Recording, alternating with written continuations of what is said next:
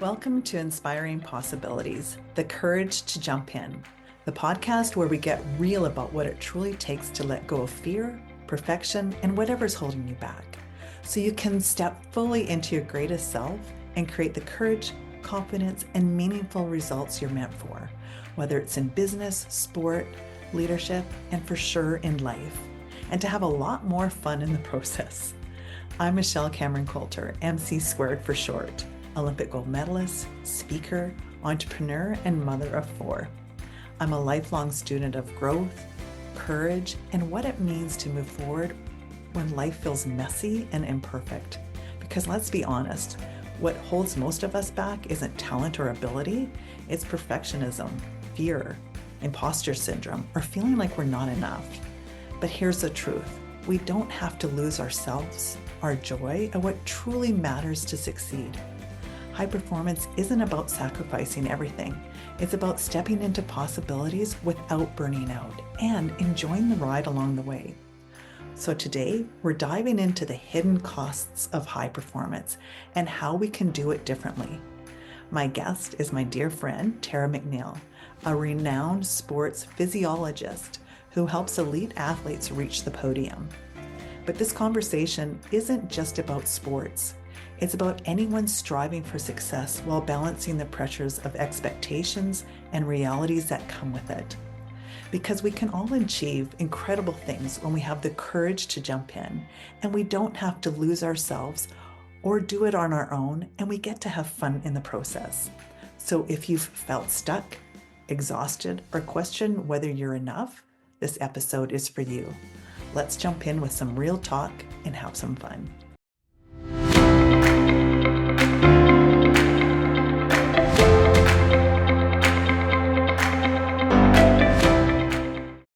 I'm with my dear friend, Tara McNeil. We have had an amazing afternoon. It's not the first of afternoons like this. We've had many conversations, and we went, that's it. We get to do something. It doesn't need to be perfect, because that's what holds most of us back, is from thinking that it has to be perfect before we jump in. So as you witnessed for the first 5 minutes, I have not done a Facebook Live for months. My Facebook was actually, account was actually, I won't say the word, but out of commission for almost 6 months. I stepped back from everything for quite a while. And then a lot of challenges have happened over this last year, not only for me, but for so many people. And it's time for us to jump back in and not worry about what it looks like, but really share the things that are happening on our heart in the most honest, real, truthful way that we can. And Tara, I'm going to introduce my girlfriend, Tara, and then we can chat a little bit about that. But one of the things that we want to do is to be able to come on more frequently and have conversations that matter with some of the things that are happening in our world, not only of sport, but in the world in general right now. And not just talking about it, but what can we do about it to create some shifts. So Tara, my girlfriend Tara, is one of, and even I'm going to tell you, as I introduce her, stop it. See, why do we do that? Like, she is a renowned sports physiologist. She works with like some of the top athletes in our country, helping them get to podium. What does that look like? What price do our athletes pay to get to podium right now? What's one of the things that's holding our athletes back? We're going to be talking about a lot about athletes, but we're also going to be talking about, like, all of us. All of us have so much potential. What are the things that are blocking us from getting where we need to go? And first of all, one is being so tough on ourselves. And this conversation is a real conversation that I'm very grateful to have started to have years ago with my daughters. We have 4 kids, 3 girls. And the real conversations that matter were tough to start having about the reality that's happening. How do we achieve amazing things in a fulfilling, safe way, yet excel to our full potential? So I know I said I'm introducing Tara. Share a little bit more about the work that you've done. And I want to brag on her a bit, because I know she won't do that, which drives me crazy. She says that about me as well, but that's pretty typical, that none of us brag on ourselves because we don't want to feel like we're superior than anybody else. But this is important to like kind of say, this is the work that I've done, and this is why this work is really important. Tara was just one of the guest coaches this last month with Stampeders, all about bringing our female experts into the male dominated sports. And the gifts that you brought to that team was pretty phenomenal. And I know you underplay that, but you are the best at what you do on helping to bring out the best. And Tara, I want you to share a little bit more of your background, but also one of the big factors that you've seen. And then this is just the start, because we're going to have more conversations around this as we move forward. Thank you. She's like, are we going live now? I'm going, yeah, we're not talking about this anymore. Let's get this out there. This is messages that really need to get out there. Okay, go for it, girl. Well, I work in sport. I have for a very long time in largely performance strategy, helping athletes, coaches design their pathways to podiums, essentially. That's me. I'm trying to see if there's comments on here too. Okay, there we go. Okay, go ahead. Physiology, I try to help people be physiologically ready for competition, and often that involves design of programming, whether it's strength and conditioning, on ice, off ice, in pool, off pool, whatever it may be. But moreover, it really involves looking at the totality of the physiological response to living as an athlete. And what I've noted, so, I basically come in and evaluate an athlete, a coach, a situation, a team, whatever it is, for what their performance objectives are, and then help design the training around that. And that often involves figuring out whether these people can even adapt to training. What I have noted more and more over the last many years with the stress of the world as it is, access to information that too much information, frankly, that a lot of folks have around training and fitness and whatnot, that a lot of folks are falling apart before they ever achieve their potential. We cannot physiologically peak until we're in our late 20s and 30s often. So sport has to mean something else. I'm running into folks that are very publicly spilling out with some very secret, difficult troubles they're having to try to even cope with the stress of performance. Eating disorders are on the rise, or if they, even sort of more mentally destructive behaviors or physically destructive behaviors, including cutting, all those types of things. And often those are a physiological consequence of untapped, undealt with stressors along the way of that performance plan. And want to talk a lot about how we can even see that coming before it comes, because when you're there, you often can't even help it. So it's a huge hard thing for me, because often when you're in that place of destruction, you can't even help yourself. You are making decisions that don't even make sense because you physiologically actually can't help it. You can't think clearly, you can't whatever. And so I'm seeing more and more people make big decisions about their sport careers, their lives, out of a place of duress, and losing some incredible opportunities to actualize their potential. That is tragic for me. And so I just want to want to talk about it, and give people an opportunity to even understand how to stop it. Share my heart with you. You've lived through a lot of this. We want to share our collective wisdom, gems of any of our knowledge that we possibly can, invite other people to share candidly what they're going through, try to offer support where we can, just open the conversations up, because no one's having these conversations. And I can tell you, more people are quitting before they ever get the help they need. And a lot of these things are super preventable. So that's my heart. I mean, I could go on forever, so I'll shut up there. But and that's why I said we're just going to at least jump on to start this conversation. And like I said, Tara and I have been friends for a very long time, been, at the highest levels of sport. And this isn't just where that happens. It's happening everywhere. And the first time I had real conversations around this was with my daughters. My oldest daughter is now, like I said, I have 3 girls and a boy. My oldest daughter is now a teacher in Vancouver. She was a high performance athlete as well on the national team, played pro in Europe. When she was going through university, she phoned me when she was doing a unit on women in sport and the high level of eating disorders with women in sport, especially judge sport. And she said, "Mom, is that true?" And I said, "You know what? Yes, actually it is." And it was the first time I had ever talked about the challenges that I went through sport, that I was actually dealt with an eating disorder the last 5 years of my swimming career and 10 years after. I never shared that publicly until probably 10 or 15 years ago at a women's conference. Just realizing like I had put so much pressure on myself and how I could perform at that level and be dealing with all these things that I didn't even know how to deal with at that time.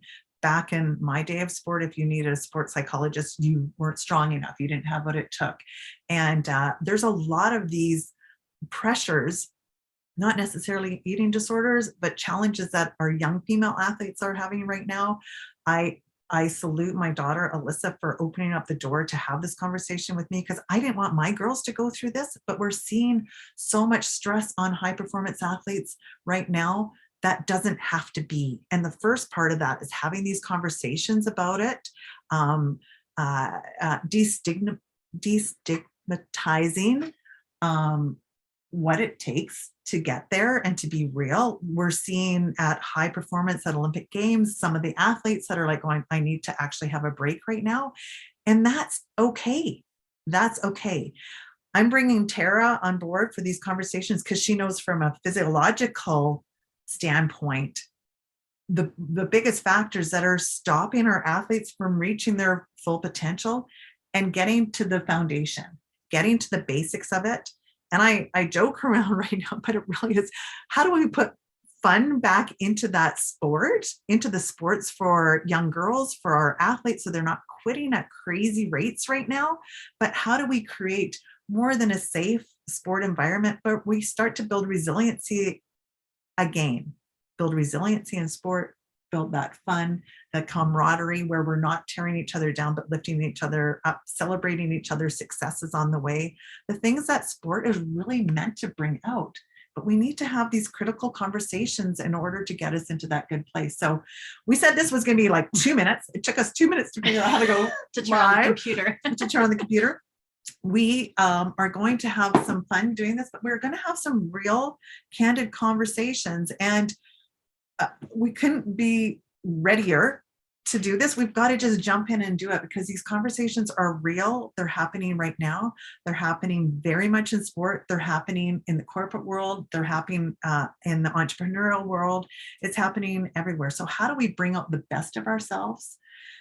Tara is a master at peak performance and what it takes. I want you to share a little bit more, and then I know this is going to be a short one, but our goal is to like have weekly conversations. We're going to be bringing guests in from all different walks of life, of sport, the corporate world, entrepreneurs that are striving to build and be their best, squeeze every little bit of themselves, the best of themselves out, to enjoy that journey at the same time. And what does that actually take? And what are the shifts that we need to see?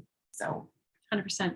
Well, and I want to share that one of the things that I've often in the latter part of my career been brought in to solve problems for coaches before an athlete quits. Like, why is this athlete not adapting to training? Why are they flatlining? Are they just at the peak of what they can do, or is there more in them? And 9 times out of 10, there's way more to give, and they have just come to a place of not being able to tolerate, for whatever reason, what's going on in their lives that was not seen far enough in advance to do something about it. They just went until they couldn't anymore, and often out of that place, an athlete will quit. Shame, they feel terrible, they can't think clearly. A coach is just like, hey, you must be done, and they're gone way before their time. And my career and time in sport has allowed me to figure out how to really extend the sport life of athletes. So a part of that is, being able to prevent it. Sometimes a boulder falls from the sky and bad things happen, and you are under a great amount of duress. And there are some quick fixes and things that we can do to make sure we can bail water out of the boat while you're trying to, go to hopefully achieving your objectives in sport. But more than anything, I want to say that if you're in this place, this place where you know somebody that's like, hey, I feel like I'm done, I can't go any further, I would probably bet my bottom dollar that's not true. While you're in that place of I'm down, I'm low, I'm stressed, I can't see the forest for the trees, Physiologically, you can't help how you're feeling right now. So there's things that you can do about that. That is not a character judgment. That is the last thing I want people to understand. Mhm. And oftentimes when we see folks that are going through this, we're like, well, you're just not tough enough. You must not be following the program or the plan. Again, not true. Any one of us, no matter how incredibly astounding, Herculean we may be, can be in places where we can't get out of bed. And there's help and there's advice. And do not judge a book by its cover. Yeah. I'm a huge fan of the three-legged horse. I've helped so many people come out of the bottom of the pit in sport, even weeks out from a world championship. I've had to help some folks who are like, there's no way this person can swim. Yeah, there's fixes. So Yeah. if we can offer even a nugget of hope to anyone, that's what we want to do. And if there's bigger, more impactful type solutions we can offer folks or help facilitate, love to be able to do that. We got to get this out there, because too many people are falling off the face of the earth in sport before this is ever even addressed. And I think we can, I'm not saying we're not here to save the day, but we can open up the conversations and say, there's stuff that can be done, and there's challenges, and what can we actually do about it? 100%. What can we start like having these conversations that matter, that we don't need to lose to win? And there's a lot of losing behind the scenes that's happening, and that sucks the joy in the life and all the greatness out of striving to be the best that we can be, and to know we don't have to do it alone. And that's the biggest thing, is if we feel like we're showing any vulnerability or any weakness, that's a total misconception. To be able to have these conversations going, this is where I am, this is real, we get to be real about it, and then what do we actually get to do to move forward from there? So I think another huge thing right now, these shifts get to happen now. The world, COVID, the last 2 years has been like a slow drip of uncertainty. And when we don't know what's happening, that puts our body into stresses that we haven't experienced at this level before. So trying to pull out that peak performance in the midst of this unconscious thing that's happening, when we can start having these conversations, start peeling back what's happening and kind of going, hey, you know what? It's okay, you feel that way. And now what do we get to do? Well, and stress is stress, just so you know. And the body doesn't know the difference between if it's good stress, bad stress, whatever. It just knows when it can and can't handle it. And so I'm, I could talk about science all day. I'm a huge nerd about that piece of it. We love that but I think that we can just open up the door to give some people some support, and to help everyone in a period of stress is going to have an escape hatch somewhere in some place. So we want to, you still sometimes have to do things in spite of the fact that that's going on. So what are some of the solutions to those problems? You may still, competition's not going to wait for you. You might be battling a massive monster and that you don't know how you can get through, and you still want to not throw the baby out with the bathwater. You want to be going to that competition anyway. Like, what can we do to help you in spite of that? Like, because we're not going to have it all figured out today. So I don't know. We're just going to dig in. We're going to dig in.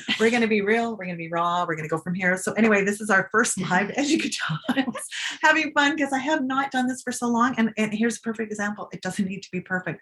We're not, what our intention is. Not perfect. We got messes of our own. Yes. Is that, and we get to jump into this together. One of the big driving forces Tara and I were talking about, we're both moms as well. And the thing that we want most for our kids, as I'm sure every parent, or, even for yourselves, is that that we don't leave here without having given all that we can, having, stepped in and played as big as we can without killing ourselves in the process. And we don't want that. We want our kids to have every opportunity they could and to be real. And not everyone has those support resources around them. So that's what we're working on facilitating. This is the first of many conversations. So stay tuned. But what are we calling it? It's losing Podium to win. sacrifices, losing to win. Yeah. So, and when we talk about podium sacrifices, it's reaching that gold medal potential that we all have. It's yes in sport. It's like, and what price? What does it take to get there? And what prices do we not have to pay to get there? That's not part of it, right? So, and we get to build resiliency on the way, because I think that our resiliency has suffered over the last while because we're so worried about, one, what people think. What is it going to look like when I start stepping forward? Who am I going to? We don't have to step on anybody to move forward either. That's the other big thing. Well, or moreover, you actually can't get out of bed because your body's shut down. So there's that. Yeah. We're being wrong. There's that. So what can we do regardless of, we may have all the great ideas and that all sounds awesome. Like, yay, we get to be real, we get to do all these things, but sometimes you just can't actually get out of bed. So I can speak to the science of that too. But we just want to get this out there because nobody we know is personally, I mean, I'm sure people are talking about that, are actually wanting to digging into some of the dirt behind it, and we want to create a safe space to have that conversation, have at least those conversations, and figure out, like, have a call to action as well. It's like, what can we do to facilitate more people not dropping out of sport? As we said, create, if people don't have the supports they need to really actualize their potential, like what do we know from our collective experience as people, as professionals or whatever, to be able to offer that support to those that don't have it? I don't know. We're going to just roll with this. Yes, we are. Okay. So on that note, send us any questions, DM me or put them in here. If you're not watching live later, this is going to be up, messy as it is. It's going to be up. But this is the start. We can look back and go, oh my God, do you remember that first live we did? Yeah. And 2 ladies who don't know how to use the computer. Yeah. And what movement did we get to create over this to have some really great positive change and lighten that load a little bit more, so we can all really step into our full potential and enjoy this journey on the way. Okay. So that's jumping in. First one live. We will see you next week. We'll let you know what this is going to look like a little bit more, but send us any of your questions. Okay. Love you all. We'll talk to you soon. Bye.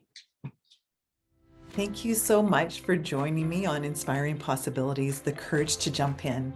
If today's episode resonated with you, I'd love you to share and subscribe, leave a review, or share it with someone who you think might need a little inspiration to take their own leap. Remember, the magic happens when you embrace the messy. Let go of perfection and take the next courageous step, no matter how small. You're not alone on this journey, and I can't wait to keep exploring what's possible with you. Until next time, keep moving forward, and let's keep jumping in together.